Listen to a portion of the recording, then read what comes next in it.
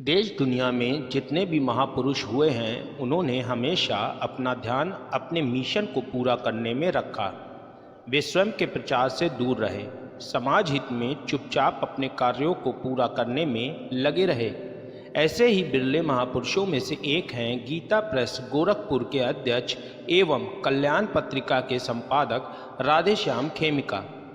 3 अप्रैल 2021 को 87 वर्षीय श्री खेमिका जी का वाराणसी में निधन हो गया।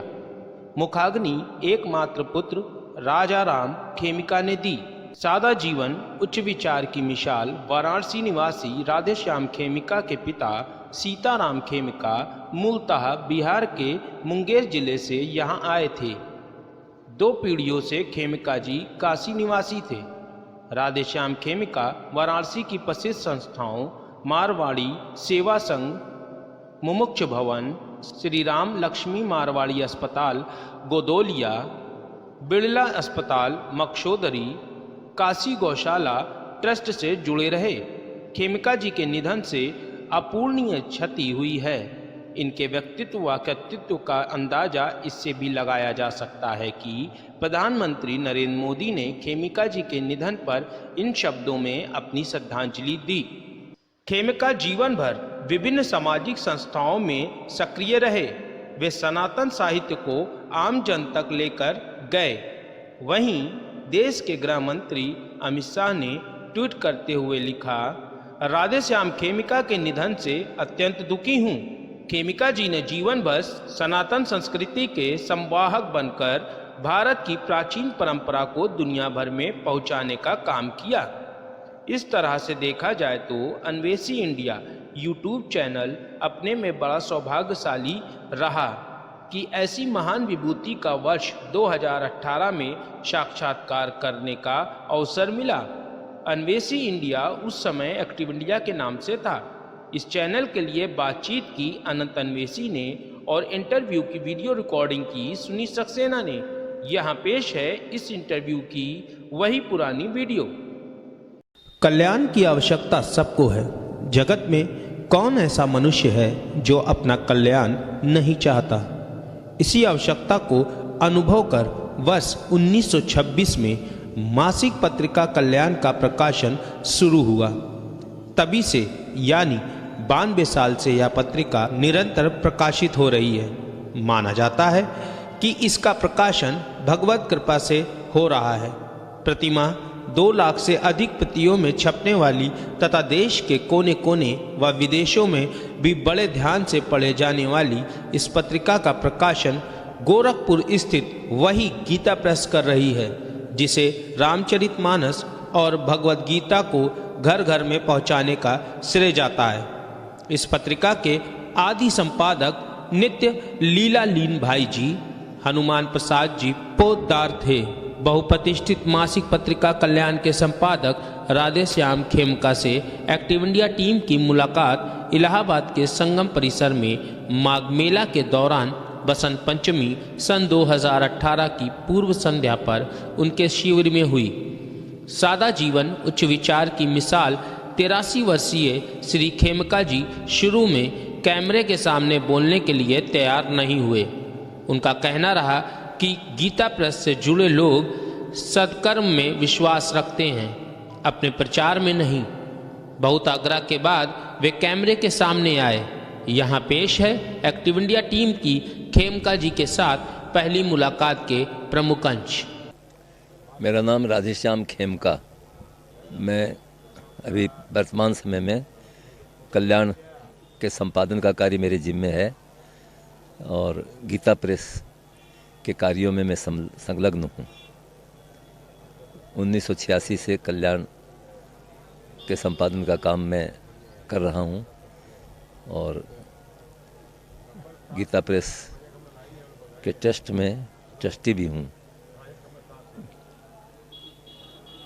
गोविंद भवन कार्यालय के नाम से गीता प्रेस का ट्रस्ट है। इसके अंतर्गत 3-4 संस्थाएं हैं।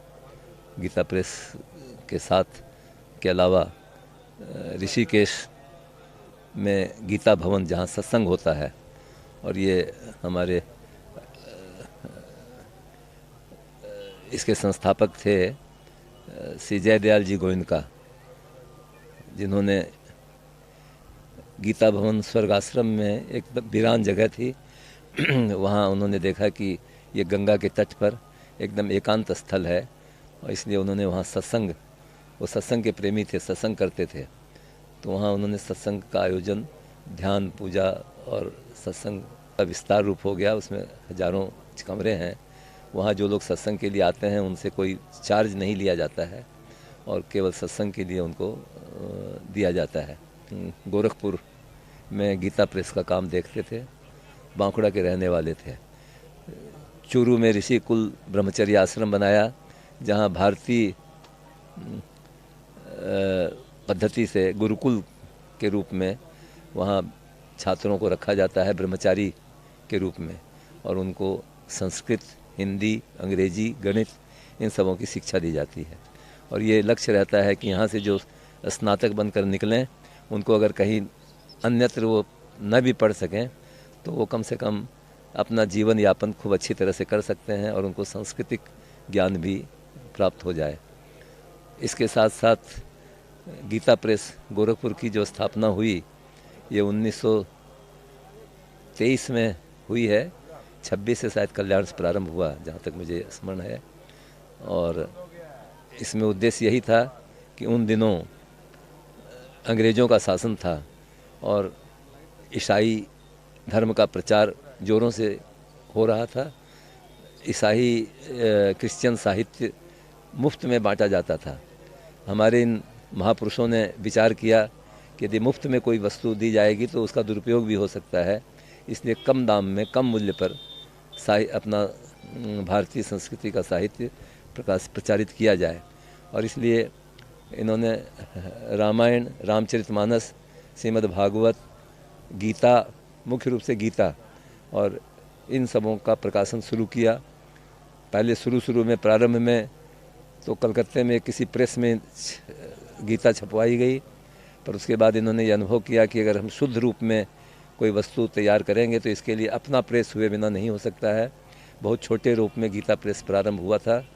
गोरखपुर में इसलिए हुआ कि इनके एक मित्र थे, घनश्याम दास जी जालान। उन्होंने कहा कि यदि गोरखपुर में गीता प्रेस बने तो मैं उसका काम देख सकता हूँ, संभाल सकता हूँ। वो गोरखपुर के रहने वाले थे। उनके कहने से वहाँ गोरखपुर में गीता प्रेस की स्थापना कर दी गई और धीरे धीरे उसका इतना विस्तार होता गया और सेठ जी के सत्संग के कारण कुछ ऐसे अच्छे मनीषी और अच्छे लोग मिल गए जो सद्भावपूर्वक भगवान की सेवा मान करके गीता प्रेस में संलग्न हो गए और निष्काम भाव से वो गीता प्रेस में संलग्न होकर सेवा करने लगे। इस तरह गीता प्रेस का कार्य धीरे धीरे बढ़ने लगा और जयदयाल जी गोयनका तो इसके संस्थापक थे और भाई जी श्री हनुमान प्रसाद जी पोद्दार इसके आदि संपादक थे। उन्होंने भी बहुत श्रम किया, बहुत परिश्रम किया गीता प्रेस में और अपना पूरा जीवन समर्पित कर दिया इन दो महापुरुषों ने। इनके साथ साथ और भी कई महापुरुष थे जिन्होंने अपना जीवन समर्पित किया, जो बहुत जिनका नाम प्रचारित नहीं है, लेकिन उन लोगों की त्याग तपस्या के बल पर आज गीता प्रेस इस रूप में हम लोगों को उपलब्ध है। और उन्होंने कुछ ऐसे नियम बनाए कि गीता प्रेस में कोई विज्ञापन नहीं छपेंगे, गीता प्रेस में किसी प्रकार का दान, डोनेशन नहीं लिया जाएगा। और भगवान की कृपा से वो आज भी उसी रूप में वो सब कार्य चल रहा है। और वहाँ ये भावना रहती है, उसकी जो पुस्तकें हैं वो लागत मूल्य से कुछ पुस्तकें, कई गीता इत्यादि कम मूल्य पर भी बेची जाती हैं और कुछ पुस्तकें ऐसी हैं जो लागत मूल्य पर बेची जाती हैं। मुनाफा का दृष्टिकोण नहीं है, बिना मुनाफे के ही ये कार्य हो रहा है। इसीलिए गीता प्रेस की जो पुस्तकें हैं वो सस्ते मूल्य में, सस्ते दर में सब जगह उपलब्ध है। और सबसे बड़ी बात मुख्य ये है कि वहाँ जो भी कुछ हो रहा है, जो भी पुस्तकें तैयार होती हैं, उसमें ये ध्यान रखा जाता है कि उसमें अशुद्धि न हो, शुद्ध रूप में लोगों को प्राप्त हो। इसलिए इसकी और गरिमा, महिमा इसकी बढ़ी हुई है कि गीता प्रेस से जो पुस्तकें, जो वस्तु प्रकाशित हो जाती है उस पर लोग विश्वास करते हैं। वो समझते हैं कि ये हमारे आर्ष ग्रंथ हैं, ये गीता प्रेस ने ऐसा प्रकाशित किया है तो यही ठीक है, शुद्ध है। इसकी हम लोग भी अभी तक इसका प्रयास रखते हैं कि ये जो परंपरा वहाँ की जो प्रारंभ से महापुरुषों ने चलाई है वो चलती रहे। कल्याण में प्रायः भक्ति, ज्ञान, तपस्या, तप, इनसे संबंधित बातें, आध्यात्मिक बातें इसमें ज़्यादा निकलती हैं। आदमी का जीवन किस प्रकार होना चाहिए, जन्मने से लेकर के मृत्यु तक और प्रातःकाल उठने से लेकर रात में शयन तक उसको किस प्रकार रहना चाहिए, किस प्रकार काम करना चाहिए, उसकी बुद्धि में क्या बात रहनी चाहिए, उसकी मानसिकता कैसी होनी चाहिए, दूसरों के साथ व्यवहार कैसा करना चाहिए, ये सब बातों को कल्याण में इसका दर्शन होता है और इसको देने का प्रयास किया जाता है कि जिसमें व्यक्ति का जीवन सुधरे। दूसरी बात, कुछ लोगों के जीवन में कई कठिनाइयाँ आती हैं, कई प्रश्न होते हैं, उन प्रश्नों का भी समाधान कल्याण के पाठक जो होते हैं उनको प्राप्त होता है। क्योंकि कुछ लोग अपनी जिज्ञासा, अपने प्रश्न लिखकर भेजते हैं कल्याण में पत्र के रूप में। लोगों को और कोई आधार है भी नहीं, आध्यात्मिक कोई बात मन में उठती है तो उसको वो हमारे यहाँ पत्र के रूप में आते हैं, तो उनका यथासंभव हम लोग चेष्टा करते हैं कि उसका उत्तर कल्याण के माध्यम से दें, भेजें, और उसको साधनोपयोगी पत्र बोल करके कल्याण में निकलता है, उसमें उसके उत्तर भी रहते हैं। इस प्रकार कुछ पढ़ो समझो करो एक उसमें है जिसमें सत्य घटनाएं लिखी जाती हैं। कुछ सत्य घटनाएं हमारे पास आती हैं बाहर से, तो वो उन सत्य घटनाओं को हम लोग, जिसमें ईमानदारी, सत्यता और इन सबों का एक उदाहरण रहता है, इसे लोगों को पढ़ने से प्रेरणा प्राप्त होती है कि हम भी इसी रूप में सत्यता के तरीके से चलें। तो उसमें कुछ अद्भुत बातें, आश्चर्यजनक बातें रहती हैं जो सत्य घटनाओं के रूप में। एक कॉलम आता है मनन करने योग्य, उसमें कुछ पुरानी बातें, ऐतिहासिक बातें भी, कुछ अच्छी बातें, एक पेज का वो रहता है, उसमें वो रहती है। कृपानुभूति, भगवान की कृपा की अनुभूति जो लोगों को होती है वो लोग लिख करके भेजते हैं, तो जो हम लोग उचित समझते हैं उसको उसमें छापते हैं। और अच्छे अच्छे लोगों के लेख, विद्वानों के, ये सब उसमें रहते हैं। आध्यात्मिक लेख प्राय रहते हैं। प्रतिवर्ष हम एक विशेषांक भी निकालते हैं, जिसमें कभी कभी पुराणों का विशेषांक भी निकलता है। जैसे इस वर्ष शिव पुराण विशेषांक निकला, और वैसे विभिन्न विषयों पर विशेषांक निकाले जाते हैं। भगवान की गाथाओं पर भी विशेषांक निकलते हैं। शक्ति उपासनांक निकला, शिव उपासनांक भी निकला है पहले, गोरक्षांक, गो अंक भी निकला है, गो उपासनांक भी निकला है। इस तरह से सब प्रकार के विशेषांक निकलते रहते हैं। चरित्र निर्माण अंक भी निकला है, संस्कार अंक भी निकला है, और जीवनचर्या अंक भी निकला है। जीवनचर्या अंक में तो जन्मने से लेकर मृत्यु पर्यंत किस तरह आदमी को अपनी चर्या करनी चाहिए, कैसे रहना चाहिए, और जन्मने से प्रातःकाल उठने से लेकर रात सायंकाल शयन तक दिन भर किस तरह बिताना चाहिए और किस रूप में करना चाहिए, ये सारी बातें उसमें आई हैं। इस प्रकार के कई विशेषांक, गंगांक निकला है, और सूर्यांक भी निकला है अपने यहाँ से, हनुमान अंक भी निकला है। इस तरह से देवताओं के नाम से भी निकलते हैं। प्रतिवर्ष कोई न कोई नई वस्तु निकलती है। इस वर्ष भी शायद अभी निश्चय तो नहीं हुआ है, राधा माधव अंक या पर्यावरण अंक, इस तरह कुछ दोनों में से कोई अंक शायद निकाला जा सकता है अगले वर्ष। वार्षिक शुल्क इसका अभी इस वर्ष 250 रुपये कर दिए गए हैं, पहले 220 रुपये थे। इसमें 11 अंक तो हम मासिक देते हैं और 1 अंक विशेषांक देते हैं, जो काफ़ी मोटा रहता है। और इसके ग्राहक लगभग इस समय 2.5 लाख के अंदर हैं, और ये पूरे देश में, पूरे भारतवर्ष में इसका सर्कुलेशन है। विदेशों में भी जो प्रवासी भारतीय हैं वो मंगाते हैं, विदेशों में भी जाता है। और वैसे एक अंग्रेजी का भी पत्रिका एक निकलती है, कल्याण कल्पतरु, वो इंग्लिश में निकलती है, वो भी मासिक अंक है। ऐसा है कि विज्ञान की तो एक अपनी सीमा है, और विज्ञान जो वैज्ञानिक हैं वो भी अध्यात्म को मानते हैं। और हमारे यहाँ ऐसा माना जाता है कि हमारे जो वेद पुराण और ये सब जो आर्ष ग्रंथ हैं, उनमें भी बहुत सारी बातें हम लोगों के सामने हैं जो कि विज्ञान से सिद्ध हैं, और ऐसा मानते हैं कि उन्हीं के आधार पर आज विज्ञान आगे बढ़ रहा है, उसका चमत्कार सामने दिखाई पड़ रहा है। जो पूर्व काल में हम जैसे महाभारत आदि के समय भी जो अस्त्र थे, जो बातें थी, वो आज के समय में सुनने में तो बहुत अद्भुत मालूम पड़ती है, परंतु आज जो वैज्ञानिक कार्य हो रहे हैं उसमें भी ऐसा लगता है कि जो बातें पहले थी, पहले भी विमान थे, आज भी हवाई जहाज़ चल रहे हैं, पहले भगवान विमान पर ही आए थे लंका से। तो इस प्रकार जो हमारे आध्यात्मिक ग्रंथों में जो बातें हैं वो आज वैज्ञानिक भी उसका लाभ उठा सकते हैं और उठाते हैं। तो इसलिए ये विज्ञान की अपनी एक सीमा है। विज्ञान जो भी कुछ है वो सामने जो दिखाई पड़ता है, जो हो सकता है, उसी पर वैज्ञानिक अनुसंधान होते हैं। और ये आगे जाने के बाद मतलब इस लोक से बाहर आगे क्या होगा, इसको तो हमारे जो ग्रंथ हैं, हमारे जो आर्ष ग्रंथ हैं, वही इस पर प्रकाश डालते हैं। और गीता प्रेस हमारी जो संस्कृति है, भारतीय संस्कृति, उसको कैसे अक्षुण्ण रखा जाए, और कोई भी देश तभी तक प्रगति कर सकता है, उन्नति कर सकता है, जब तक कि उसे उसकी संस्कृति जागृत रहे। नहीं, कोई हम लोगों को कोई दिक्कत तो अनुभव नहीं होता है। हमको ऐसा लगता है कि मानसिक रूप से सभी लोग इसके लिए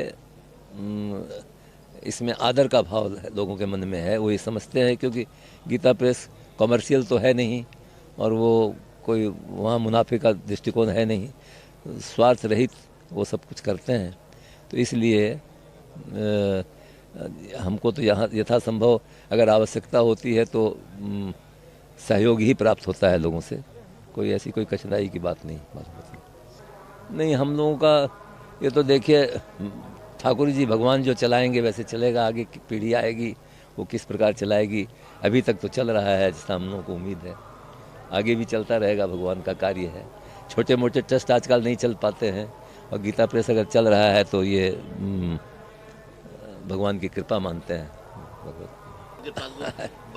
देखिए, कल्याण में तो बहुत तरह की बातें निकलती रहती हैं। पुरुषार्थ और प्रारब्ध ये तो बहुत सामान्य बात है, ये तो हर व्यक्ति के जीवन में इसका महत्व है, क्योंकि प्रारब्ध के अनुसार और पुरुषार्थ, मनुष्य का पुरुषार्थ काम आता है। पुरुषार्थ 4 प्रकार के हैं, कहते हैं धर्म, अर्थ, काम और मोक्ष, ये 4 पुरुषार्थ हैं। तो अर्थ उपार्जन जो किया जाता है उसका विनियोग, उस पहले तो जीवन में धर्म होना चाहिए, धार्मिक बुद्धि होनी चाहिए, फिर हम धर्म के अनुसार अर्थोपार्जन करें और अपनी कामनाओं की पूर्ति, अपनी इच्छाओं की पूर्ति भी उसी के अनुसार करें। और उसका लक्ष्य होना चाहिए हमारा कि हमारे मोक्ष हो जाए, जन्म मरण के बंधन से हम मुक्त हो जाए। और जन्म मरण के बंधन से मुक्त होने के लिए ये 4 प्रकार के पुरुषार्थ माने गए हैं। धर्म, अर्थ, काम।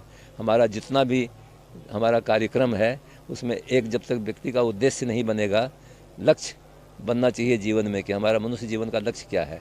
मनुष्य जीवन का लक्ष्य है कि हम जन्म मरण के बंधन से मुक्त हो जाएं। जन्मने में और मरने में बहुत कष्ट होता है, जन्मत मरत असह दुख होई, गोस्वामी जी ने लिखा है रामायण में। तो इससे कैसे मुक्ति मिल जाए, हमको जन्मना भी नहीं पड़े, संसार में आना नहीं पड़े और मरना भी नहीं पड़े। 9 महीने तक तो गर्भ में रहना पड़ता है, ये सारी बहुत सारी कठिनाइयाँ बातें हैं। तो इन सब से मुक्त होने के लिए मनुष्य जीवन, कहते हैं कि 84 लाख जीवन योनियाँ हैं, उसके बाद मनुष्य जीवन की प्राप्ति होती है अंत में। और ये 84 लाख योनियों में पूरा जितने आप कीड़े मकोड़े, पशु पक्षी और इतने जंगलों में आप देखेंगे छोटे से छोटे सूक्ष्म, सब में वही आत्मा है। और इस प्रकार 84 लाख योनियाँ है। ये योनियाँ केवल भोग योनियाँ हैं, और एक मनुष्य योनि ऐसा है जो कर्म करने के लिए है। इसमें हम भविष्य अपना बनाते हैं, हम अच्छा कर्म करेंगे तो उसका अच्छा फल होगा, और हम कोई बुरा कर्म करेंगे तो बुरा फल होगा।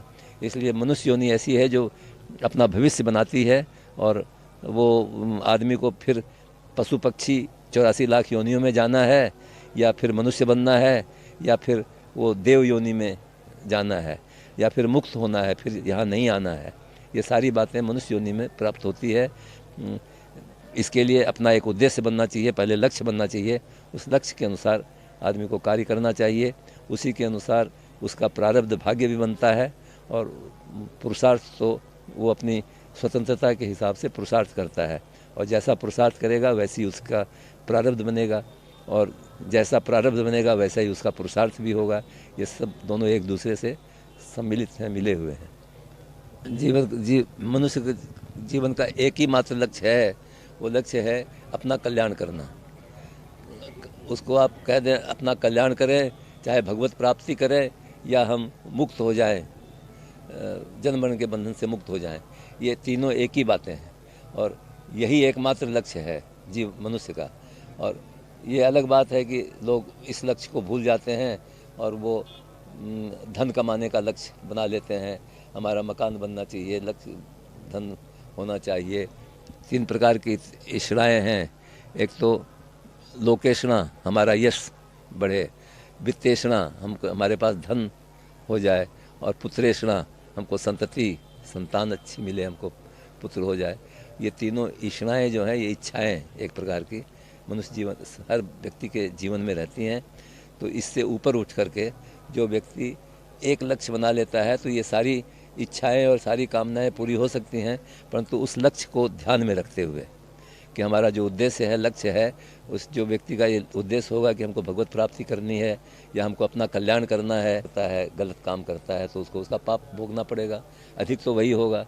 इसलिए 24 घंटे का समय भगवान की पूजा में परिणित हो जाए। हम व्यापार करते हुए भी व्यापार को अपने पूजा में परिणित कर लें। उसके लिए सत्यता रखनी पड़ेगी। हर व्यापारी को भगवान रूप मान करके उसकी सेवा का भाव रहेगा कि हम उसको कोई भी सामान देते हैं तो उसमें उसको ठगते तो नहीं हैं, उसके साथ कोई वंचना तो नहीं करते हैं, उसके साथ हम अच्छा व्यवहार रखें, उसको कैसे लाभ हो इसकी भावना रखें, तो ये परमार्थ होगा, ये स्वार्थ नहीं होगा। और स्वार्थ की भाव से करेंगे तो वो फिर उसका फल दूसरा होगा। तो इस प्रकार कोई महिला अगर भोजन बनाती है तो उसका भाव ये होगा कि हम तो भगवान के भोग के लिए बना रहे हैं, हमारे परिवार के लोग हैं वो भगवत रूप हैं, उनके लिए हम ये कर रहे हैं, तो वो सब भगवान की पूजा में परिणित हो जाएगा। इस तरह से हम जो भी कार्य करेंगे वो भगवान की पूजा बन सकता है, अगर हमारे भाव सात्विक हों, भाव हमारे अच्छे हों तो।